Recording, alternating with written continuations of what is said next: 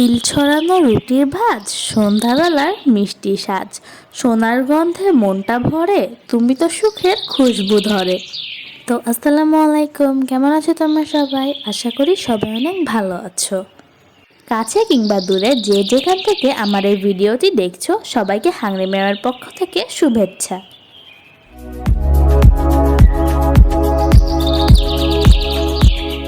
তো এই গোলাপ রুটিটি বানানোর জন্য আমি 2 কাপ ময়দা, স্বাদ মতো লবণ, চিনি এবং ইস্ট নিয়ে নিয়েছি।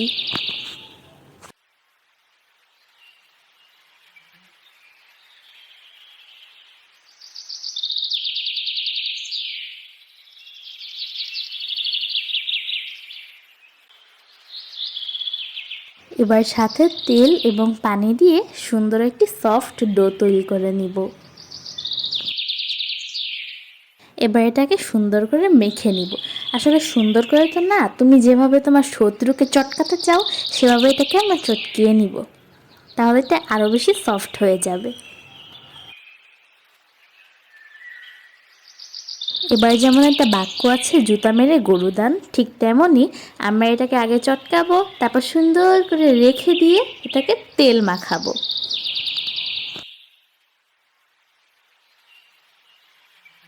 আমি 1 ঘন্টার মতো ডোটিকে রেখে দিয়েছিলাম। এখন এটাকে আমি বেলে নিব।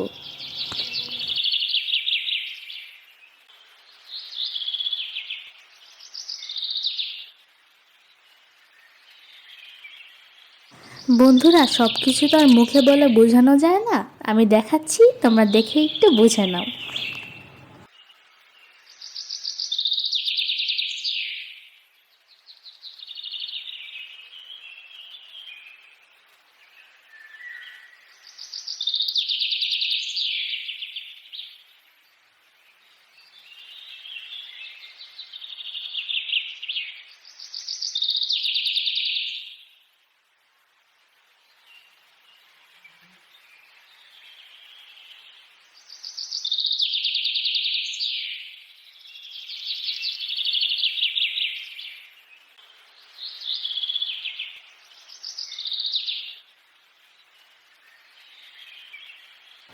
এই রুটিটি রেডি হয়ে গেছে। এখন একটি প্লেটে তেল দিয়ে এই রুটিটিকে প্লেটের উপর বসিয়ে দিব।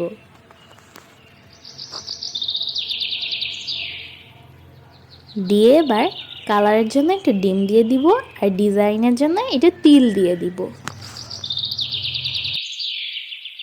হাংরি মেয়া মানেই যেহেতু সহজ এবং ইউনিক, এজন্যই আমি এটিকে চুলায় বেক করব।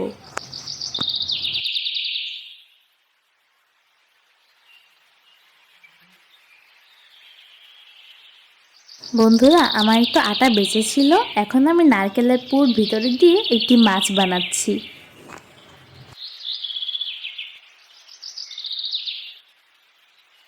মাছ বানাতে বানাতে আমাদের এই রুটিটিও রেডি হয়ে গিয়েছে।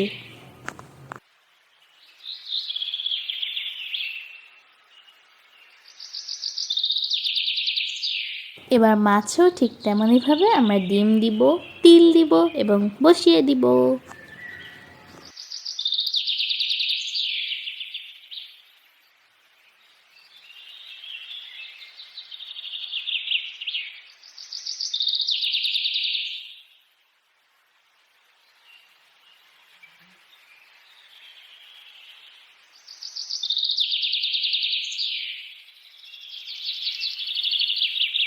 তো আমাদের মাছ এবং আমাদের গোলাপ রুটি দুইটাই রেডি হয়ে গিয়েছে।